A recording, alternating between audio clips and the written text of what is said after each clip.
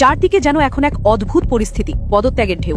একের পর এক গুরুত্বপূর্ণ ব্যক্তি তাদের পদ থেকে সরে দাঁড়াচ্ছেন, আর সেই ধাক্কা সামলাতে গিয়ে বর্তমান সরকার কার্যত হিমশিম খাচ্ছে। পুরো রাষ্ট্রযন্ত্র যেন এলোমেলো হয়ে গেছে, কোথাও কোনো স্থিরতা নেই। প্রতিদিনই এমন কিছু বড় ঘটনা ঘটছে যা শুধু সাধারণ মানুষই নয়, বরং অভিজ্ঞ রাজনৈতিক বিশ্লেষকরাও দেখে বিস্মিত হয়ে যাচ্ছেন।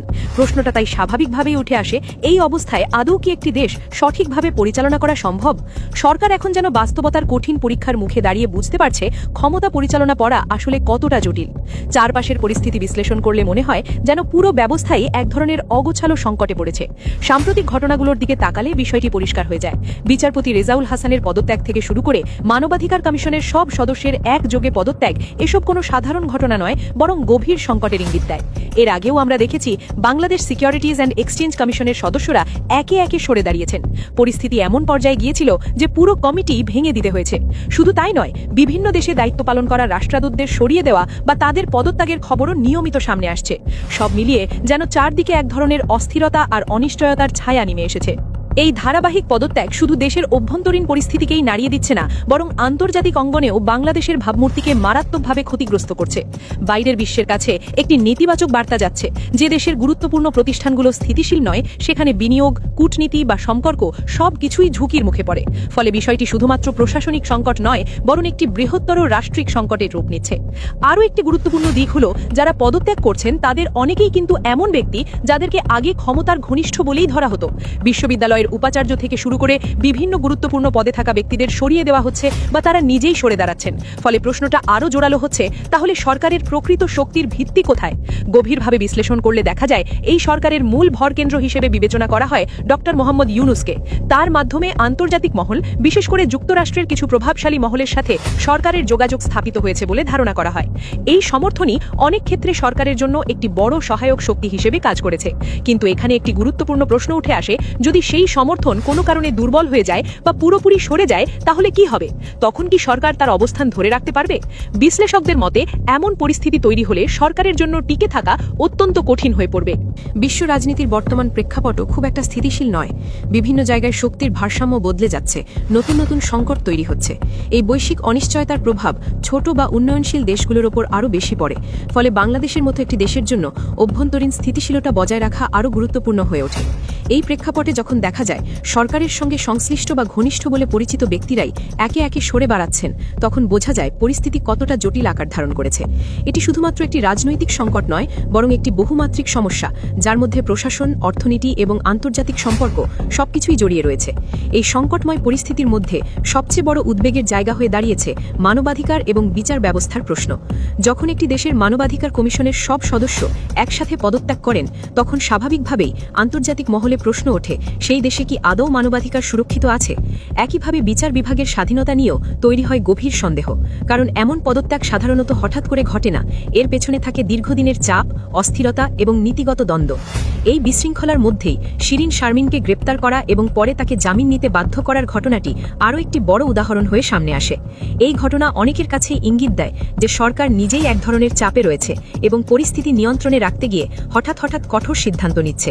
কিন্তু এই ধরনের পদক্ষেপ পরিস্থিতি আরও জটিল করে তোলে, সমাধান নয়, বরং নতুন প্রশ্ন তৈরি করে। এবার যদি পররাষ্ট্রনীতির দিকে তাকানো যায়, সেখানেও একই রকম অস্থিরতা স্পষ্ট।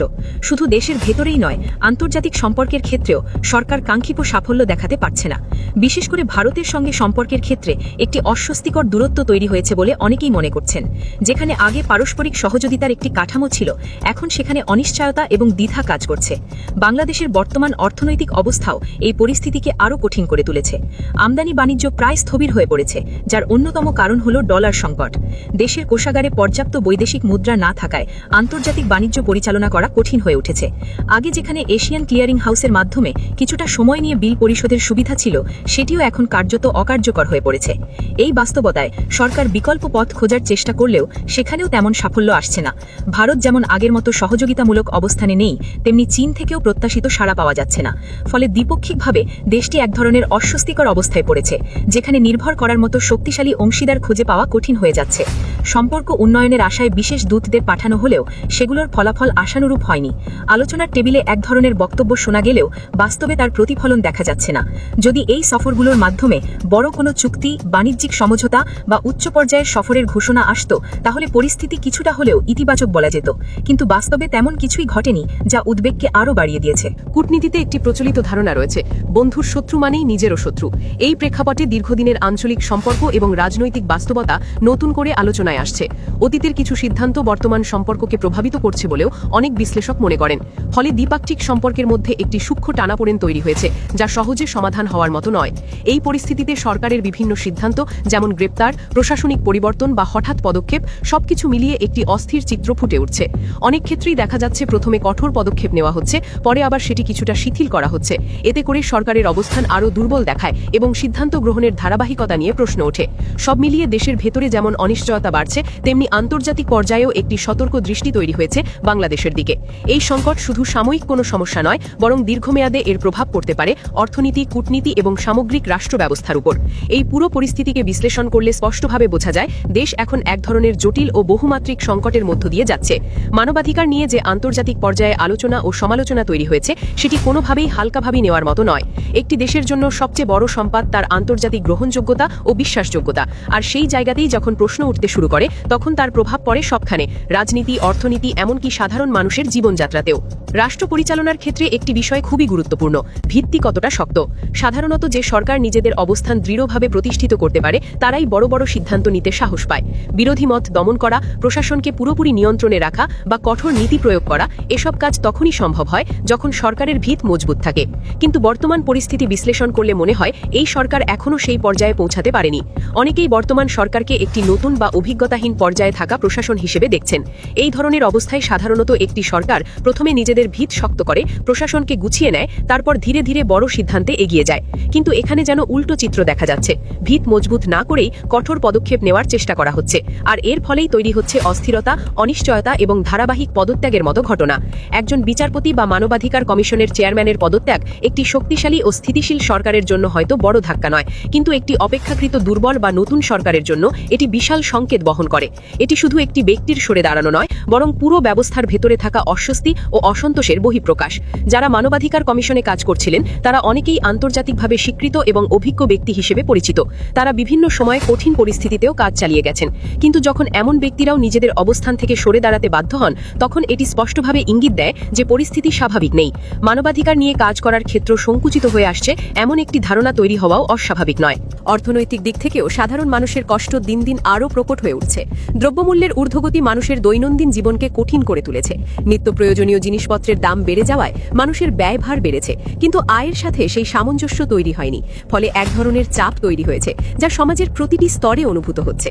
জ্বালানি খাতের পরিস্থিতিও মানুষের জন্য বড় একটি উদ্বেগের কারণ।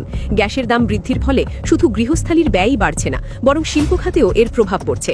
উৎপাদন খরচ বেড়ে যাওয়ায় ব্যবসা প্রতিষ্ঠানগুলোও চাপে পড়ছে, যার প্রভাব শেষ পর্যন্ত গিয়ে পড়ছে সাধারণ ভোক্তার উপরেই। এই চক্রটি ভাঙা না গেলে সামগ্রিক অর্থনৈতিক চাপ আরও বাড়তে পারে। এই বাস্তবতায় সবচেয়ে বড় প্রশ্ন, সমাধান কোথায়? সংকট থেকে বেরিয়ে আসার জন্য প্রয়োজন স্বচ্ছতা, সঠিক নীতি এবং বাস্তবমুখী সিদ্ধান্ত। যদি সরকার সত্যিকার অর্থে জনগণের স্বার্থকে অগ্রাধিকার দেয়, তাহলে পরিস্থিতি পরিবর্তনের সম্ভাবনা অবশ্যই রয়েছে। জনগণের আস্থা অর্জন করতে পারলে অনেক জটিল সমস্যাও ধীরে ধীরে সমাধান করা সম্ভব। কিন্তু যদি একই ধরনের নীতি ও সিদ্ধান্ত অব্যাহত থাকে, তাহলে সংকট আরও গভীর হতে পারে। তখন বিকল্প পথ খোঁজার প্রয়োজন পড়বে, যা হয়তো আরও জটিল রাজনৈতিক সমীকরণ তৈরি করবে। তাই এখনই সময় পরিস্থিতি মূল্যায়ন করে সঠিক পদক্ষেপ নেওয়ার। সবশেষে বলা যায়, একটি দেশ পরিচালনা করা শুধু ক্ষমতা ধরে রাখার বিষয় নয়, এটি দায়িত্ব, জবাবদিহিতা এবং দূরদর্শিতার সমন্বয়। বর্তমান পরিস্থিতি সেই বাস্তবতাকেই সামনে নিয়ে এসেছে। ভবিষ্যৎ কোন দিকে যাবে সেটি নির্ভর করছে এখনকার সিদ্ধান্তগুলোর উপরেই। আপনার মতামত জানাতে ভুলবেন না। এমন বিশ্লেষণ নিয়মিত পেতে সাথে থাকুন।